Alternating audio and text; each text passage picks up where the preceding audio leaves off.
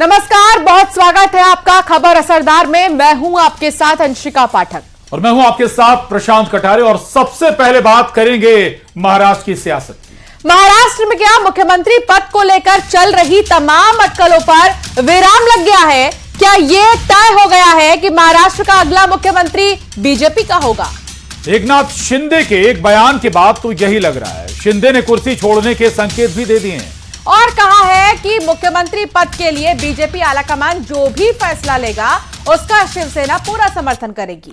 महायुति के तीनों नेता अब अमित शाह से मुलाकात करेंगे, जहां सरकार गठन का फॉर्मूला तय किया जाएगा।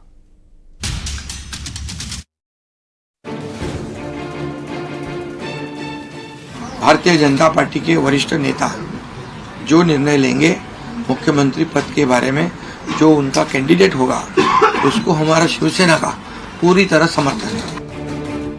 एकनाथ शिंदे का यह बयान क्या महाराष्ट्र में सीएम पद को लेकर चल रही तमाम अटकलों पर विराम है? शिंदे ने साफ कर दिया है कि सरकार बनाने में उनकी तरफ से कोई अड़चन नहीं है। सीएम पद के लिए बीजेपी आलाकमान जो भी फैसला लेगा उसका शिवसेना पूरा समर्थन करेगी।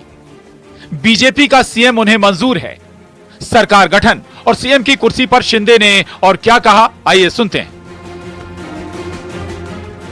कल आदरणीय प्रधानमंत्री जी से भी बात की, उनको भी कहा सरकार बनाने में हमारी तरफ से कोई अड़चन नहीं है, आप निर्णय ले लो जैसे आपके भारतीय जनता पार्टी को आपका निर्णय अंतिम रहता है। हम भी महायुति के कौन लीडर है, एनडीए के लीडर कौन है, मोदी जी है, अमित भाई है, तो उनको कहा कि मैंने अमित भाई जी को भी फोन किया, मोदी जी को भी फोन किया, सरकार बनाने में हमारी तरफ से कोई भी रुकावट, कोई भी अड़चन, कोई भी कुछ भी किसी भी तरह का अड़ंगा नहीं है। एकनाथ शिंदे का यह बयान कुर्सी छोड़ने का संकेत बताया जा रहा है। इस बयान से भी साफ है कि महाराष्ट्र का अगला सीएम बीजेपी का ही होगा और यह भी साफ है कि महाराष्ट्र के सीएम का फैसला दिल्ली में होगा।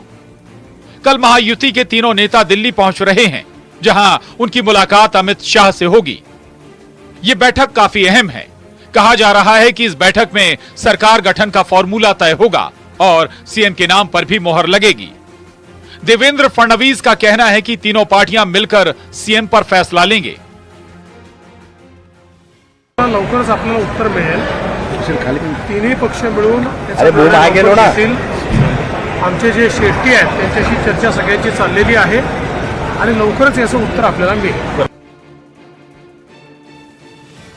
देवेंद्र फडणवीस से लेकर एकनाथ शिंदे तक कह रहे हैं कि सीएम पद को लेकर कोई मतभेद नहीं है, लेकिन शिवसेना के कई नेता शिंदे को सीएम बनाए जाने की मांग कर रहे हैं, तो कोई कह रहा है कि फडणवीस भी स्वीकार हैं।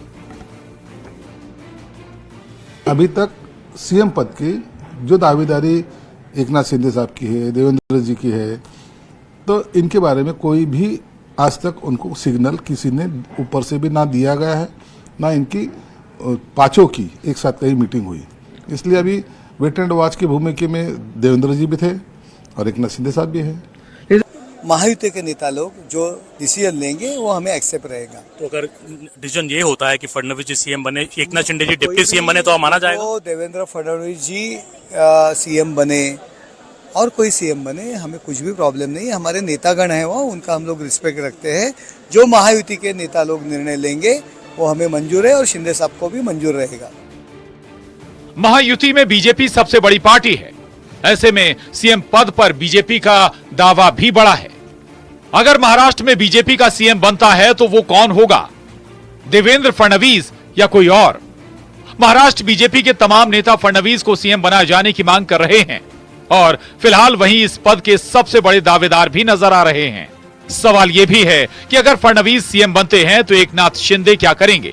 खबर है कि शिंदे ने खुद को महायुति का संयोजक बनाने की मांग की है। दावा है कि उन्होंने केंद्र में भेजे जाने का ऑफर ठुकरा दिया है और अपने बेटे के लिए डिप्टी सीएम पद की मांग की है। Bureau report, news 18। संभल में लगी आग तो शांत हो गई, लेकिन सियासत की आग भड़क गई है। समाजवादी पार्टी और बीजेपी में आरोप प्रत्यारोप का दौर जारी है। समाजवादी पार्टी जहां इस घटना में प्रशासन की लापरवाही बता रही है, तो वहीं प्रमोद कृष्णम ने अखिलेश यादव पर बड़ा हमला बोला। उन्होंने कहा है कि इस हिंसा के लिए अखिलेश यादव पर केस दर्ज होनी चाहिए, तो वहीं सरकार उपद्रवी पर सख्त कार्रवाई की बात कह रही है। रिपोर्ट देखिए।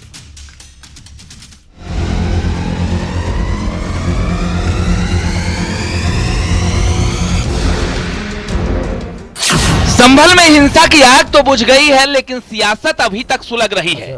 जिस सपा सांसद जियाउर रहमान बर्क और विधायक इकबाल महमूद के बेटे का नाम एफआईआर में है, जिस पर हिंसा भड़काने के आरोप लगे, वो अब पुलिस पर आरोप लगा रहे हैं और एसपी और सीओ को इसका जिम्मेदार बता रहे हैं।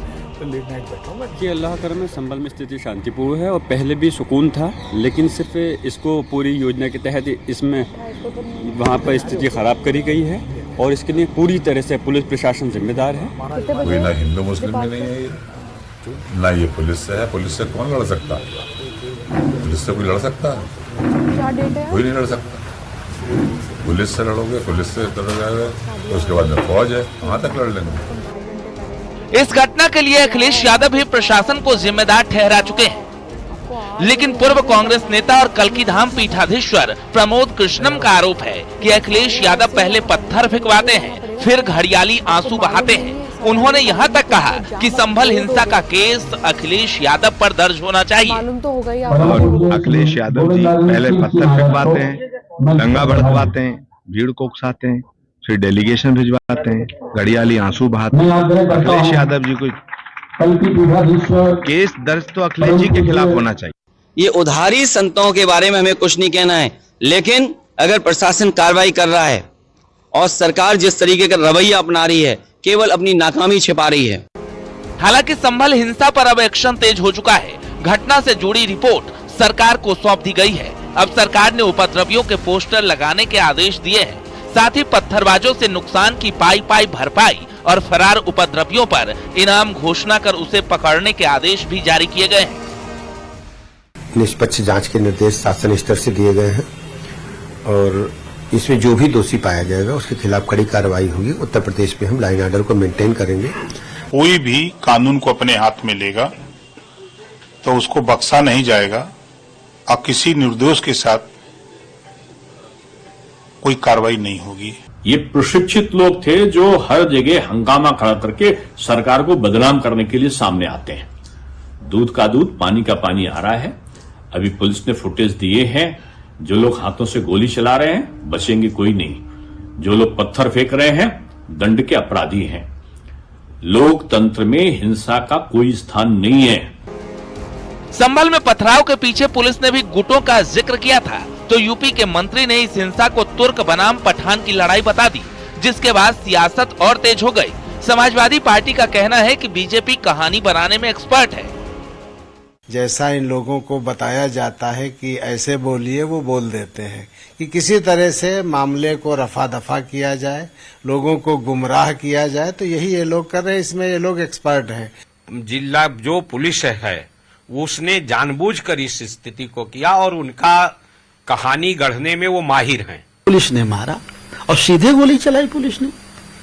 भाई आदमी सचेत करता है, हवा में फायरिंग करता है, रबड़ की गोली चलाता है, हवाई फायरिंग करता है। जब नहीं आदमी जाता है तब तो गोली चलाता है ना। पुलिस ने तो सीधे गोली मार दी। फिलहाल पुलिस संभल हिंसा के हर एंगल की जांच कर रही है। आरोपियों की पहचान के लिए पोस्टर जारी किए जा रहे हैं। सरकार का साफ आदेश है कि एक भी उपद्रवी बख्शे नहीं जाएंगे, तो दूसरी ओर सियासत की आग अभी भड़क रही है। आरोप प्रत्यारोप का दौर चल रहा है। Bureau report, news 18।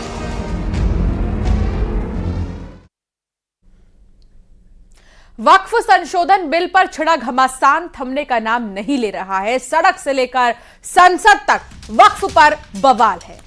सरकार बिल पास कराने की तैयारी में है, तो विपक्ष जेपीसी का कार्यकाल बढ़ाने की मांग कर रहा है। संसद से बाहर वक्फ पर सरकार और अदालत को चुनौती भी दी जा रही है।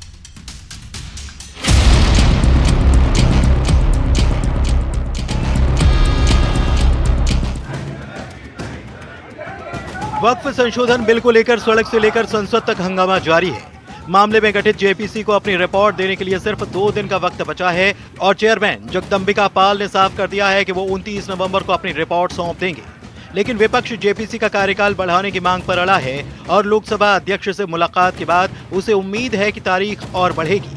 वक्फ पर जारी सियासत के बीच बेंगलुरु में all India Muslim personal law board के सदस्य मौलाना अबू तालिब रहमानी ने अदालत से लेकर सरकार तक को चुनौती दे डाली है। तो वहीं बिहार विधानसभा कैंपस वक्फ संशोधन बिल के विरोध में विपक्षी दलों ने प्रदर्शन किया है। आज आप कहते हैं कि हम खत्म करके रहेंगे, ठीक है।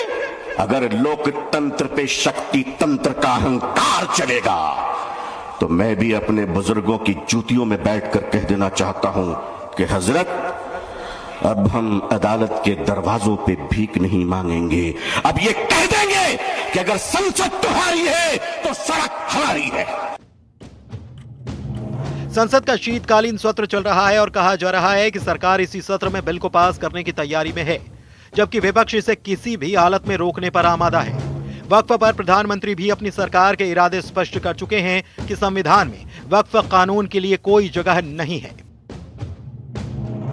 संविधान में वक्फ कानून का कोई स्थान ही नहीं है। कांग्रेस ने तुष्टीकरण के लिए वक्फ बोर्ड जैसी व्यवस्था पैदा कर दी। ये इसलिए किया गया ताकि कांग्रेस के परिवार का वोट बैंक बढ़ सके। अब जरा ये तस्वीरें देखिए जो लोग पूछ रहे हैं कि वक्फ संशोधन बिल की जरूरत क्या है।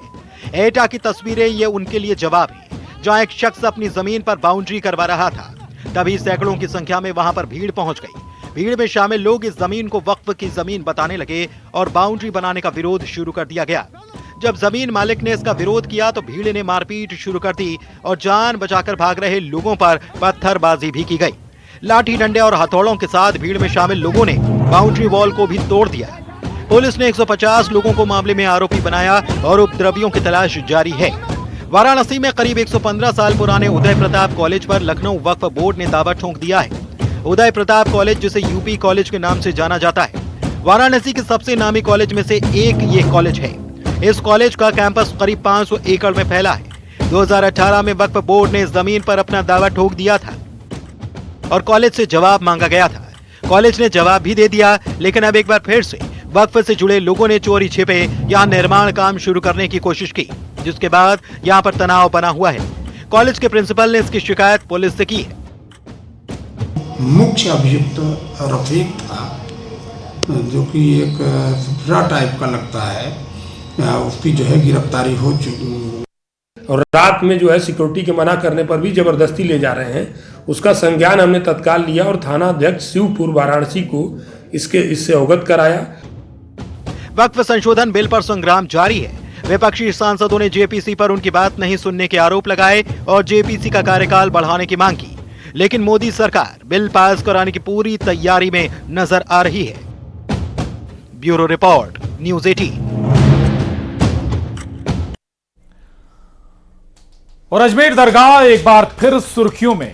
ख्वाजा गरीब नवाज की दरगाह के हिंदू मंदिर होने का दावा करते हुए हिंदू सेना नाम के एक संगठन ने अदालत का दरवाजा खटखटाया है, जिसे दरगाह ने बेबुनियाद बताते हुए विषैली मानसिकता करार दिया है। देखिए रिपोर्ट।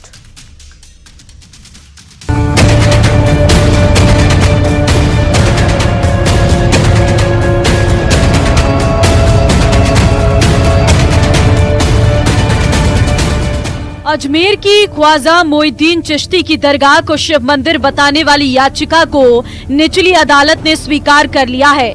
अदालत ने अल्पसंख्यक मंत्रालय, दरगाह कमेटी अजमेर और एएसआई को नोटिस देकर पक्ष रखने को कहा है।